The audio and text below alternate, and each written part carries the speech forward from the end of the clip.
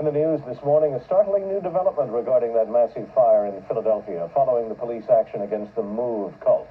The B-17 bomber.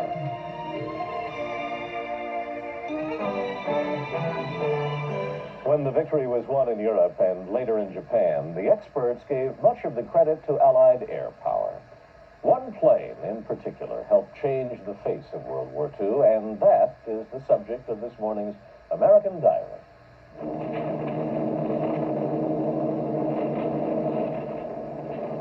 It was the B-17 bomber that opened its bomb bay doors over Europe and Asia. 12,731 flying fortresses, bringing the battle to enemy territory long before Allied troops set foot there.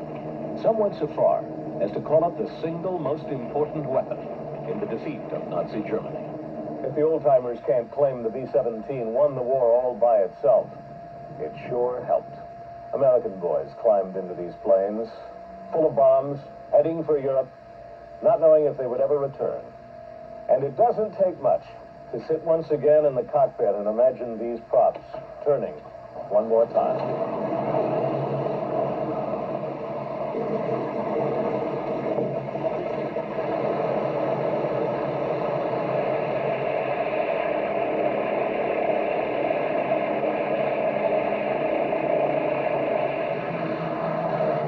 The young men who flew these planes aren't young anymore, but they remember those missions like yesterday. Absolutely wonderful, really. Just like I hadn't been gone.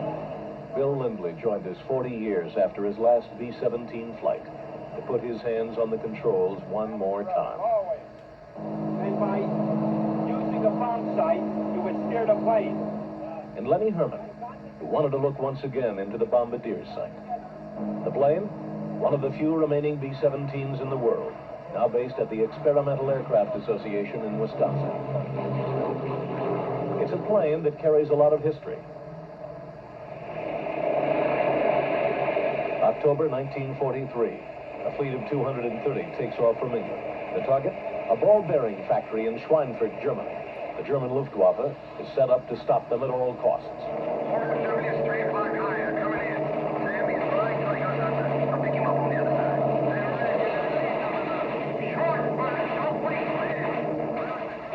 Of the flying fortresses, almost 1 in 3 were shot down. 600 men were missing. One more at the waist and 6. Man still in the grip. Come on, you guys, jump. You can see them flying right in front of you. As soon as they rolled out from the side and came straight in, they started shooting.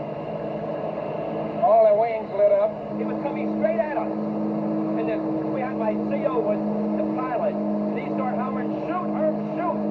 And just as he got at it, what was crashing, he blew up. Extreme,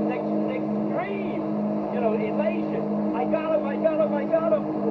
Frankly, I was scared to the point of sheer panic, and I was on my second mission when we lost the 10 aircraft. I've never been so scared in my damn life. Bill and Lenny flew 65 missions between them. After 8, they were living on borrowed time.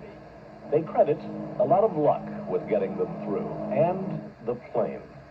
This B-17 felt strong and sure even 40 years after its missions. And even though it flew only 150 miles an hour over Germany, dodging flak and fighters the whole way, it held together to bring them back.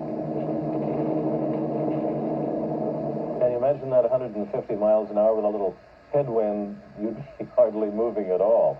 Lenny Herman is now in Philadelphia. That Bill Lindley is General Bill Lindley, now retired after World War II, flying in Korea, and I think the last mission was 1968 in a place called Vietnam. I hope they enjoyed the flight as much as I did. 13 after the hour.